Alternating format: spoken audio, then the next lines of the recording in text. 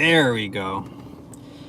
All right, while we're waiting for people to come in here and hang out with us on our lunch break, just a couple of, I don't know if I'm getting taller or if my car's shrinking. Just a couple of quick announcements. So, number one, we hit 5,000 subscribers. We hit that milestone yesterday, and as a result, I wanted to thank you guys so much, and I went ahead and posted a couple of gifts for you. So if you're already a Mob Squad member, you will now get access to the international lecture between Matthew Garrett and I. It's like a 2-hour and 25-minute, I think, lecture where we lecture on rings, some of our own material. I talk about my switcheroo deck holdout, and I teach a couple of different routines. I talk about manga book test, bunch of different stuff, and then Matthew also lectures on some of his stuff, not just rings, but other things that he has put out as well. So if you're a Mob Squad member, you will now have access to that. If you want to get access to that and you're not a Mob Squad member, of course, you're welcome to join. Just click the join button. It's only $1 a month and you'll get access to that as well. Now, I didn't think that it was fair for only my Mob Squad members to benefit from this big 5K celebration. So what I did also was I posted a link to my manga book test. So if you guys would like to check out my manga book test, I posted the full spoilers, full access, whatever you want to call it, tutorial link, and it is on the community tab. So after you guys are done watching this, or if you're watching this after I've already posted it, just go ahead and click on the community tab and you will see the link there for my manga book test tutorial in all its glory. It's like 8 hours plus of content. So if you guys are interested in performing any book test stuff or are just looking for a piece of magic to add to your act, to either stretch out your act or to take it to more like a parlor or stage setting, I recommend checking it out. You don't have to use manga. Like 95% of the techniques can be applied to really anything as long as it's a book. So you can use you know, like a comic book, you can use a regular novel, a textbook if you wanted to, it doesn't matter. So anyway, there's that. What was the other thing? I had other announcements, so I'm trying to remember. Blackpool, I want to say they've already opened registration, so if you haven't already checked that out and you're interested in attending Blackpool, I recommend you do so. Matthew Garrett and I are on the Dealers Hall manifest. I don't know if that means I'm actually going to be there or not. It all depends on how COVID goes and how this vaccine rollout happens and all that stuff. But at least as of now, I am on paper saying that I will be at Blackpool for 2022. So if you guys would like to come hang out with me, make sure you grab your tickets. Again, it's all tentative if I'm going to actually physically get on a plane and fly out there or not, but it's looking pretty good. All right, so we already have a few people in here. Sound off if you're in the chat. Let me see. I don't want to turn on super chats only. I want to see all of you guys. So how do I do this again? There we go. Xavier E, what's up, buddy? Hey, so long. I haven't seen, haven't seen you, but I haven't chatted with you live in a long time. So let's see. Finally got you in a live stream. Very cool. Thomas Maloney's in here. Thomas, welcome. Looks like all my Mob Squad members are in here. Who else is in here? Sound off if you're in here. Let's see. How do I set it so that I can just see? Sean McDowell's in here. What's up, Sean? My #1 commenter. Perfect. Looks like we got the regular crew in here. The regular peeps that are always interacting with content and everything are in here. You guys are all awesome. So, I'm trying to think if there's anything else announcements wise. In the meantime, think about what you guys want to talk about. Let me know. This may or may not be the last lunch break that I'm going to be doing, for good reason, because Disney is opening at the end of April. So in like 2 weeks or so, I will be going back to Disney, and I will not be able to do these lunch break things on my lunch, because while I'm on company time, I'm not allowed to be on my phone. So I won't be able to do these lunch breaks. But if I am able to, before I clock in, I will try to get a couple of these like little live videos in every so often, just like I did here. Maybe we can walk around Disneyland and chat. So it more fun than me just sitting in my car. I'm trying to think if there's anything else that I had off the top of my head. Uploaded a bunch of new videos. I just did another reaction video today. If you guys want to see some more reaction videos, let me know. Just go ahead and leave a comment in the comment section and let me know what I should react to. Recently, I saw some of these really insane robot videos by Mario the Maker Magician. I'm sure you guys know exactly who I'm talking about, and you've probably already seen these videos too. But he essentially built these like little robots out of like cardboard boxes and stuff like that. Michael, welcome to the Mob Squad. Thank you so much for becoming a member. You're going to get access to all the tutorials and all that stuff. Make sure you check out that lecture. I just posted it yesterday. You guys are gonna love this. So I'm gonna probably do a reaction video on that. He built these little robots that when they do magic, like I don't know how else to explain it. Like, so he had one where like he has like a mix-up Rubik's Cube, and this like little robot just goes like, he covers the Rubik's Cube, and then he opens his hands and the Rubik's Cube is solved. And then he has another one that does like a coin matrix. So it's got like the 4 coins and the robot like covers the coins and he just goes, and then the coins all jump to one corner. So it's like a robot doing the coin matrix. And then I'm trying to remember what the other one was. There was another one that was something ridiculous, like where like the robot makes something vanish. I'm trying to remember what it was. But yeah. So Thomas is looking forward to the lecture later. Thank you so much, Thomas. And Xavier says same, love lectures.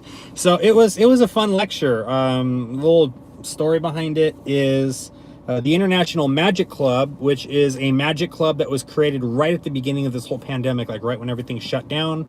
And they decided that they wanted to continue to, you know, help support magicians that, you know, it's like, crap, well, everything is shut. Like, what do I do now? You know, I can't go to lectures. I can't go to any of my club meetings anymore because all my clubs are shut now. So, like, what do I do?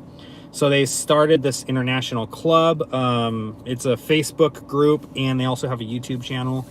And they were hosting these lectures. So they asked me if I would be interested in doing a lecture.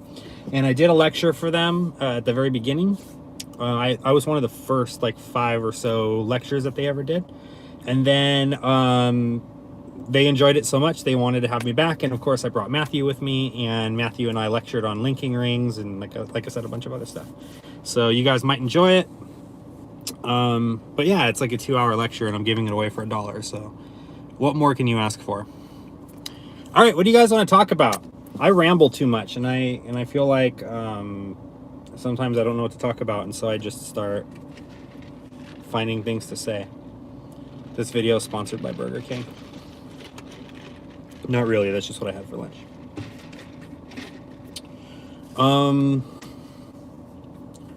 What else? Oh, I'm getting my COVID vax tomorrow. So I'm both looking forward to that and not looking forward to it. I am prone to getting sick, so I already have a feeling that this vaccine is going to wipe me out. And of all days that I was scheduled to get my vaccine, it happens to be tomorrow, which is on my daughter's 4th birthday. So hopefully I'm not like a miserable train wreck of a mess for the rest of the day. So I'll be getting my vaccine. And if anyone is wondering if they should get their vaccine or if it's a good idea, what the ramifications are, like performance-wise, whether or not you think it'll help you professionally, I think is obviously consult with your doctor. But I think as long as you're healthy and you know, you're not going to have any negative side effects to this vaccine, I think you should get it, if only to keep yourself safe and protected.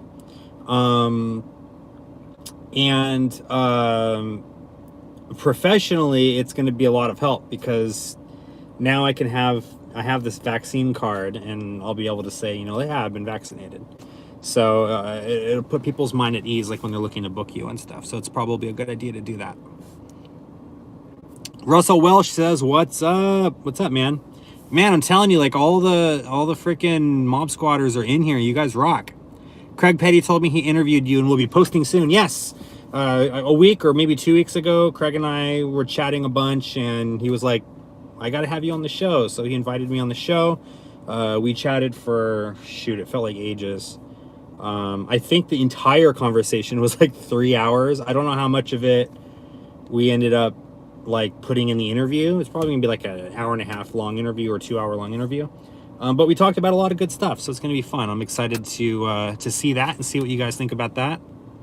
CRJ Mystic says, when are you going back to Disney?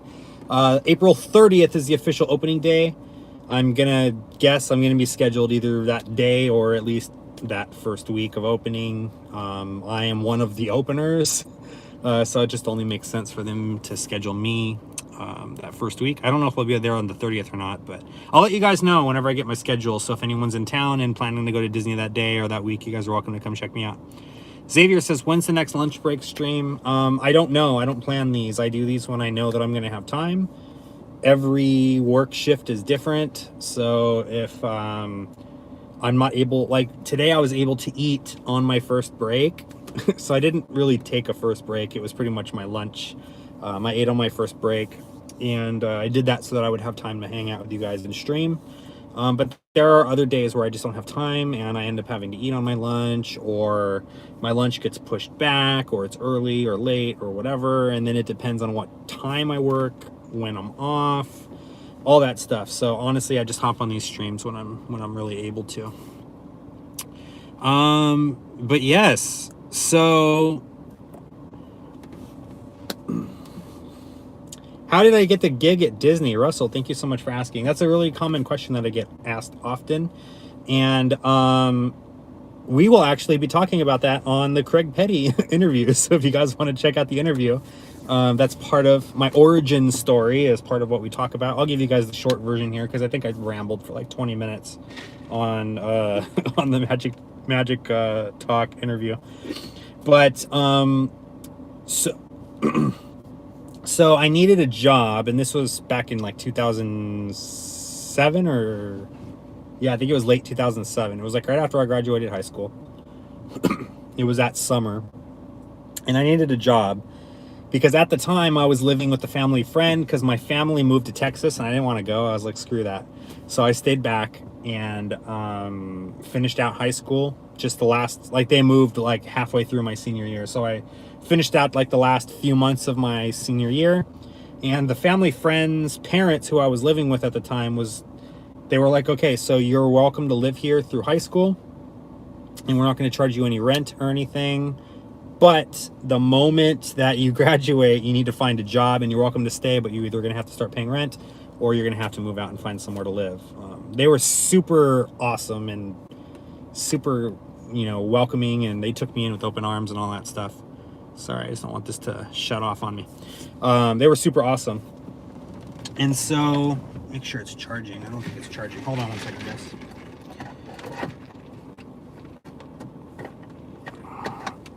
There we go. So, yeah, so I went to downtown Disney with some friends, and we were walking around, and look, there's a little magic kiosk here. They had like one of those little like popcorn stand things, but it was all full of magic stuff.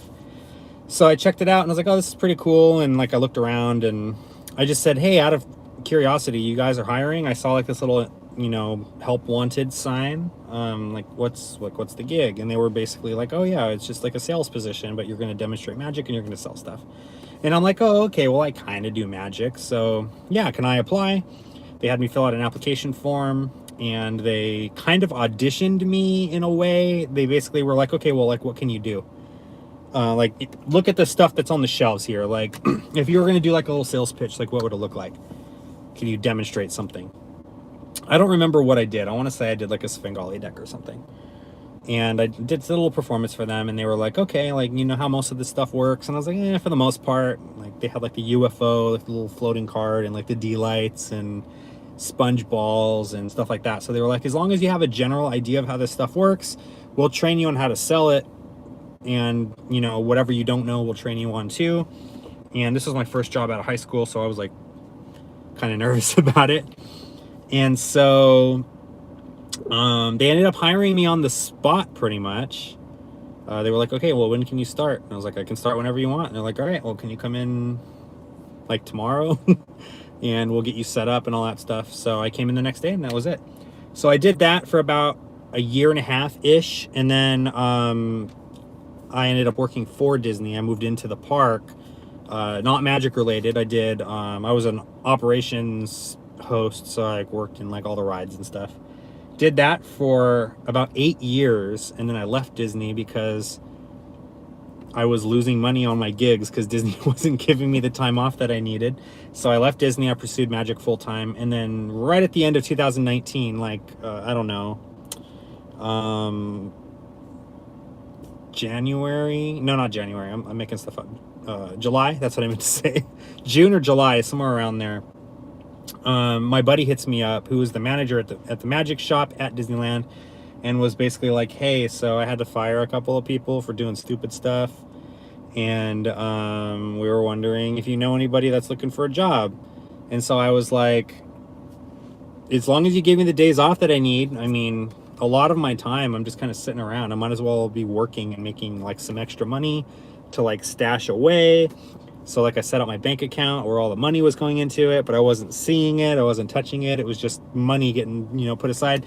And the original plan was that money was supposed to go into a bank account that would eventually be either for like a down payment on the house or to go to my daughter or whatever, right? And unfortunately, we ended up blowing through most of that savings that I had from my job. What do you call it? Sorry, like I see the little comments floating through and I get distracted sometimes. I ended up blowing through a lot of that money because of COVID. So, but it ended up being a blessing in disguise that I got that job, because without that extra income, I would have been financially screwed.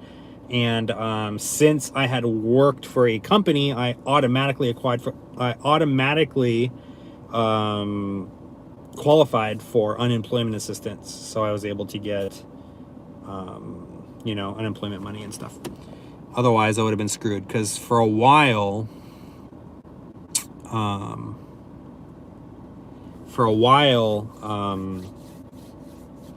magicians and contractors and stuff weren't able to qualify for that unemployment assistance. So Xavier says, what was your favorite effects to perform and sell when you were at Disney? So I loved demoing Svengali deck. I loved demoing, we had a stripper deck that's called the Gambler's deck. And it was a marked deck. It was a stripped deck. And it came in a stacked order. The stacked order was like the stack that Houdini's made up. It wasn't like Pneumonica or Cy Stebbins or anything. It was like a Houdini stack. But the cool thing is that the marking system worked with the stack too. So there were multiple markings on the backs of the cards. One of the markings was to tell you what card you were looking at. Another marking was to tell you what card was, what card was above it or below it, if you had the deck stacked. Another marking told you what number card it was in the stack, so you could do some cool stuff. Like you could say, yeah, cut the cards wherever you want, and then they'd cut the deck, and then you'd peek at it and you'd go, oh, that looks like 27 cards, go ahead and count them. You didn't touch anything, and they'd count the cards, and it'd be like 26, 27, like perfectly, exactly. So it's a really cool deck of cards. A little bit expensive, but it was like $35 that we sold those for, I think. $32.99 or something. But a good deck of cards, printed on bicycle. They were the maiden backs, I believe. We still carry that product. At least we did before pandemic. I enjoyed demoing that. I enjoyed demoing, what do you call it? Believe it or not, I don't demo linking rings too much. Which is really funny. I only demo the linking rings when someone says that they're interested in learning the rings, or if someone is interested in learning some like real classics of magic. I do like sponge balls and like all that stuff. So our target demographic is very much the, oh, cool, magic, this is new, I've never really learned a magic trick before, what can I learn? So like I would pitch them things that I knew that they're going to be able to do pretty easily for the most part. And the stuff that we sold at Houdini's was almost exclusively, sorry, why isn't there go? Almost exclusively stuff that Houdini like put out. So like we don't really carry other people's product. If you were a dinosaur, what dinosaur would you be? Probably a velociraptor because they're like super intelligent. Very good question. Okay, I am going to completely butcher your name, and so I'm going to apologize ahead of time. Der Oberlehrer. Sounds like German or something. Congrats to 5K. Hey, thank you so much. I really appreciate that.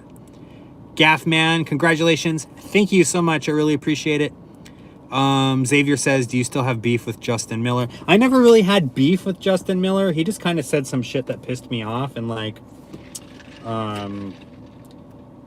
I don't even think that he directed it towards me. Like, if I was to run into him, like, on the street and be like, hey, Justin, he probably wouldn't even know who I was, to be honest with you. So, like, I wouldn't say I really have beef with Justin Miller. I don't really have a problem with him.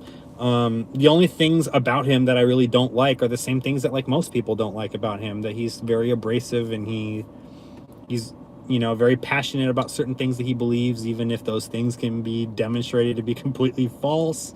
I feel like he's been shit on a lot of the time, and he burns a lot of the bridges that he has with people. So a little self-destructive, but I think a lot of that comes with, you know, a lot of the things that he's experienced in his life, going through the divorce and having a mental breakdown and all that stuff. So like, I don't fault him for it. I don't have any problem with Justin Miller at all. For those of you not aware, the beef was essentially where he called me out for putting magic tutorials on my YouTube channel. But he wasn't calling me out. Like, he didn't make an attack to Michael O'Brien. He just kind of made a blanket attack to magicians in general. Not only myself, but Craig Petty has spoken up about this, where we're like, dude, we're not just exposing magic like this is how this deck works and getting a bunch of clicks on YouTube. Like, we're both magic teachers. We're teaching magic on YouTube to people that want to learn magic for the sole purpose of performing magic. We're not exposing tricks just for the sake of like showing people how stuff works so that we can get like clout on YouTube or whatever. But yes. So Xavier says 10 people in chat, getting full in your car. Dude, I think the most people I've ever had in chat was like 15, so this is awesome. Russell says, was it a Viscount deck? Do you mean like a discount deck, or is Viscount like a brand or something? If you're asking, was it a discount deck? No, it was a bicycle quality deck of cards. It's a good deck. It was put out through Houdini's Magic, so they're the only way that you could have gotten it. No, you have to buy it through Houdini's. Short says, it sounds like some deck. Honestly, it's really cool. I like it. If you like stripper decks, it's the best stripper deck I've ever seen. And the marking system is super easy to read. I think the marks, they're obvious if you know where you're looking, but they're not obvious if you don't know that the deck is marked. And I think that the marking system on the Houdini's cards is actually better than the Penguin Maidenback's marked deck. I might be biased though. I've been using that deck for a really long time. Any thoughts on the FPS wallet? I do not own the FPS wallet. I don't know anything about it. I'm sure there's reviews. I recommend checking out those reviews. I want to say Magic Orthodoxy reviewed it. I don't know if Craig reviewed it or not. Let me know. Feel free to just jump on a random video and leave a comment saying like, hey, I checked out the FPS wallet. It looks good. Do you have any horror stories or shows that didn't go as smooth as you wanted to? Any Karen hosts? I had a Karen host that didn't want to pay me. She claimed that she paid me in full. And this was like at the event. She's like, no, I paid you in full when I paid the deposit. And I'm like, I have the invoice right here, and it tells me how much money you sent, and you only paid the 50% deposit. And she swore up and down that she paid the entire thing. And at the end of the day, I ended up just not getting paid the remaining balance. I mean, this was way back early in my career, so I wasn't even charging that much money anyway. I was probably charging like $150 for like an hour of strolling. So yeah, so I didn't get my 75 bucks. Like, what am I gonna do, take her to court over it? As far as any gigs not going as smoothly, there's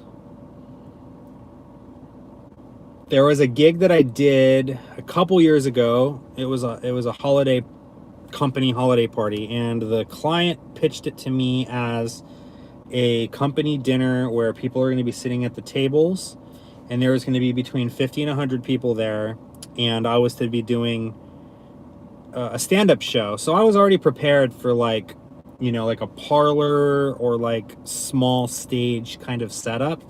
I was planning on doing some mentalism stuff, like a book test thing, visual magic, like a full champagne bottle production, like things like that. And I show up to the event, and it's in this huge banquet hall, and it's not 50 to 100 people showing up. They have closer to 300 people showing up. And the sound system was the DJ booth sound system. So they didn't have like a sound system in, like, maybe they did. I don't know if they did or not, but at least I didn't have access to it. So I had to use like the DJ's microphone to project to this room. And I'm like 5 minutes into the performance, and the back half of the room starts talking very loudly. And when I say the back half of the room, I'm talking like 100 people just have completely shut me out, not even aware that I'm there, and they're just like having their own conversation. So imagine a room of like 150 people just talking at like a normal, not whispering, but talking at like a normal volume. And I was trying to perform to them. So I ended up cutting the show super short. I only did 15 minutes instead of the 45-minute show that they had booked me for. And so I cut the show super short, and I walked right over to the person that booked me, the client, and I said, "Look, I know that I cut the show super short. This situation isn't gonna work for like what you guys want. Like, what you needed was a proper sound system and like an illusion show or like a hypnotist or something, like, is what you guys should have booked for this. I was told that this was going to be a 50 to 100 person event, and it ended up being like a 300 person event on, you know, in a huge banquet hall, and like the farthest person away from me is like 50 feet back, where if I say, how many fingers am I holding up, they couldn't have told me because that's how far back they were. So what I'm going to do instead is stick around and do a couple tricks table to table and just like stroll and mingle. And I won't charge you anything extra. Like, I'll stick around for another hour and I'll do strolling instead of the show. And the client was like, yeah, that's fine. Like, our bad. We kind of screwed that up, you know? And they're like, you can leave now if you want. I'm like, no, I'll just do the strolling, whatever, it's fine. So I strolled for about an hour, didn't even come close to hitting all of the tables. I would have had to be there for like 3 hours to hit every table, at least. So I did like 5 minutes at each table. I did a couple of card tricks and thanked them for being there, and that was it. So that's my nightmare story. It's not even really a nightmare story. It's just a situation that kind of sucked. But yeah.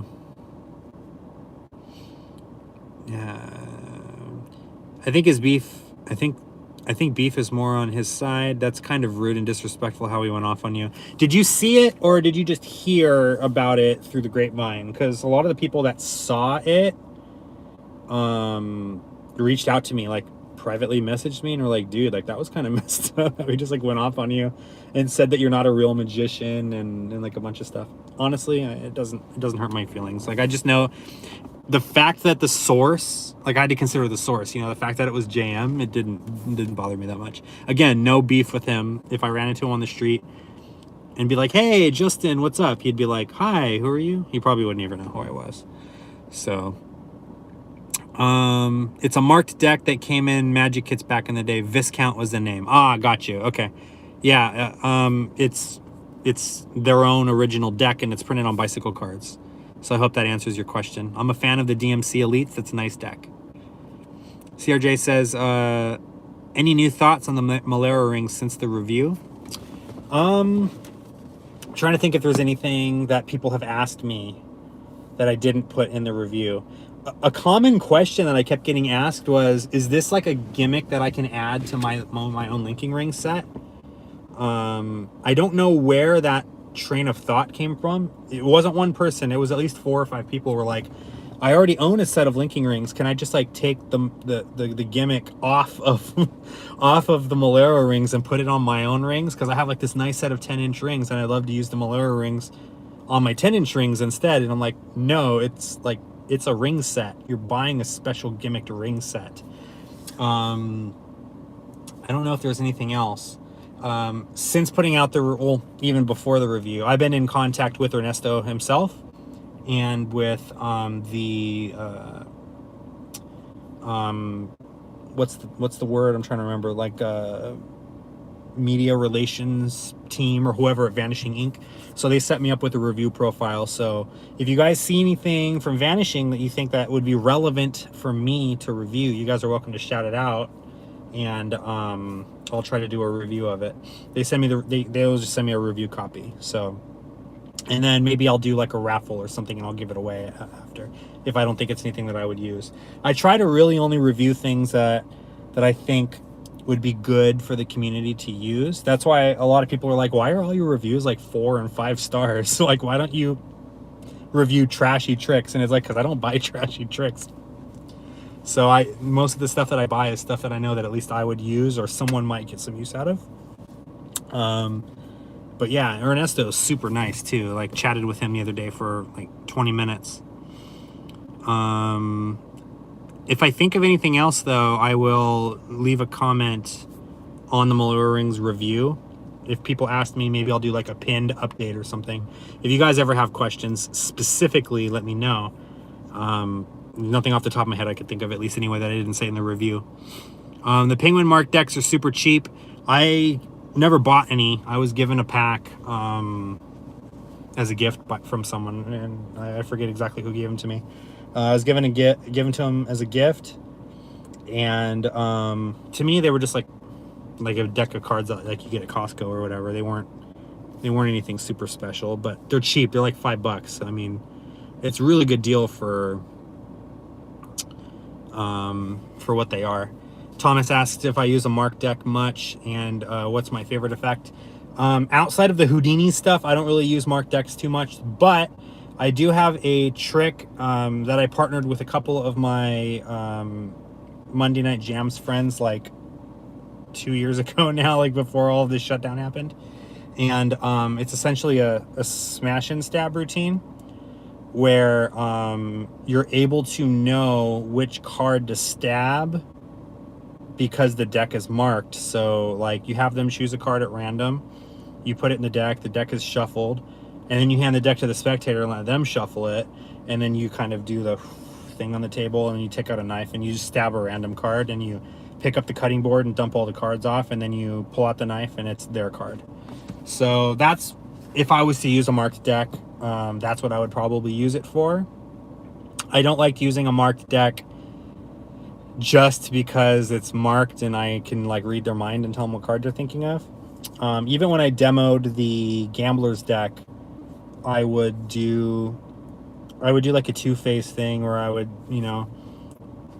I'd have them put their card in the deck, I'd shuffle it, and then I would say, I think you got like a club, like maybe like a 3 of clubs, was that your card? And they say yes, and then I just cut the deck to the 3 of clubs, and say, here, Wash, we'll do this one more time. You pick a different card, and they choose a different one. And this time I shuffle half the cards face up and half the cards face down. I square the deck, snap, and spread the cards, and they're all face up except for one, and then I let them take the card out, and it's their card. So it's like a triumph thing. And that was, for the most part, my pitch with the Gambler's deck. Nothing crazy. Are there any books you recommend or have been very influential on your Magic performance? Magic or non-Magic related? I really enjoyed Strong Magic by Darwin Ortiz. If you have not read that book, I highly recommend you do so. It was a game changer for me on my creative process and the way that I think about magic. You're not going to learn any tricks in that book. It's essentially a book on theory where he breaks down why certain effects work in certain conditions, why certain effects don't work, how you kind of build yourself up as like a performer, how you should interact with people. It's all about taking your magic that you're already doing to the next level. So he talks about routining, he talks about act building and all this stuff. So if you guys haven't checked that out, I highly recommend you do so. I want to say there's this like a Strong Magic 2 where it's like it's that same book but he's added notes to it and stuff. I could be wrong, I haven't read that one, but I got Strong Magic like, shoot, I don't even know, at least 5 years ago. And I think from that moment, my creative process when it came to my shows and how I structure them drastically improved. So that's what I would recommend. DJ Mike O'Brien, yeah. And it wasn't even like a huge DJ setup. It was like a little stand in the corner. I don't even know. I'm sure that that poor guy too was thinking the exact same thing as me. Like, dude, they booked my like little rinky-dink ass DJ setup for this huge banquet hall. Like the people in the back corner aren't even able to hear the music. I'm sure the DJ was like, whatever, I'm just gonna collect my paycheck and stand here, let the magician struggle with his performance. I didn't even have to tell the DJ to turn down the sound during the strolling because you couldn't hear it because the banquet hall was so freaking big. What are your thoughts on performing card tricks on stage? How would you go about it? Using a projector or performing in the middle of an auditorium? So I don't have a problem with rear projection. I know a lot of magicians do. They're like, what's the point of seeing a performance live if they're just gonna be looking at the TV screen above your head the whole time? And I don't mind it as long as it's not like the whole show. If your whole show is like a close-up show projected on a screen, I don't know. I mean, I don't know.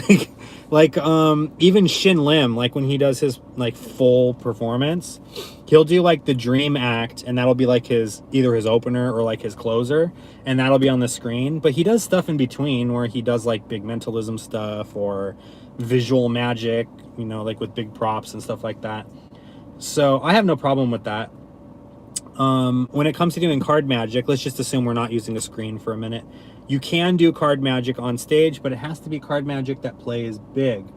You're not going to want to do card magic that's like an ambitious card routine where it's like, okay, you pick a card and I put it in the deck and then I snap and now it's on top, because no one in the audience is going to be able to see that.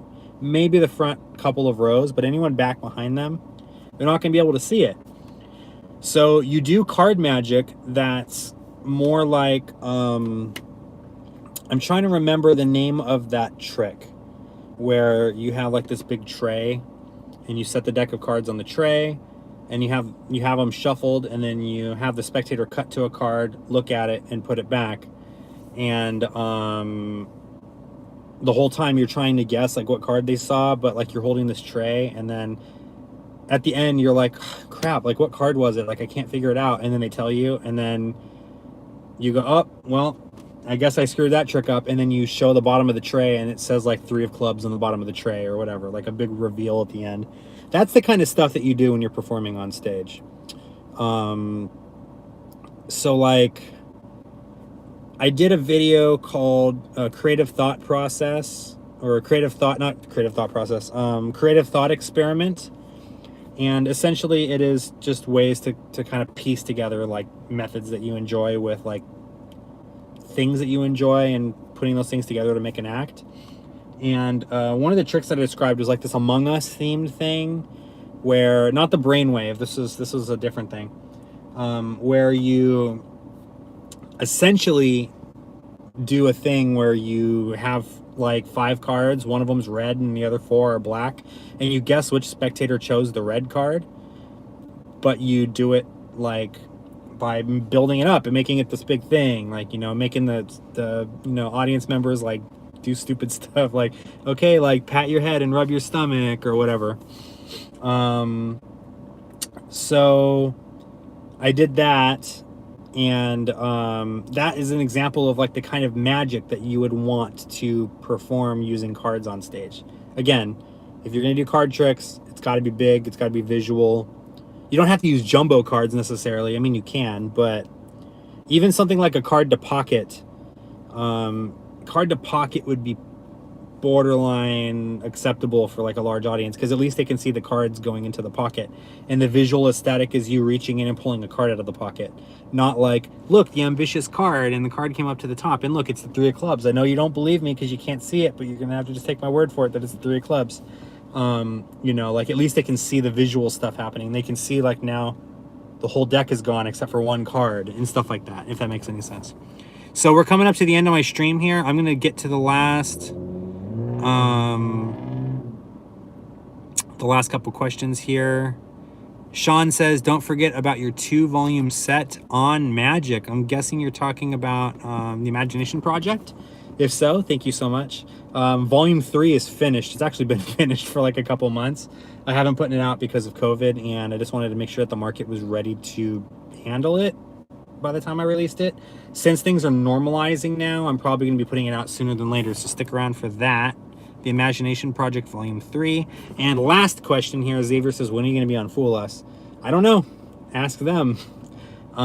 They have reached out to me the last couple years in a row asking me to be on the show, and they wanted me to do Ninja Plus, and I told them Matthew Garrett wants to do Ninja Plus. If you want Ninja Plus on the show, you have to go to Matthew Garrett. And they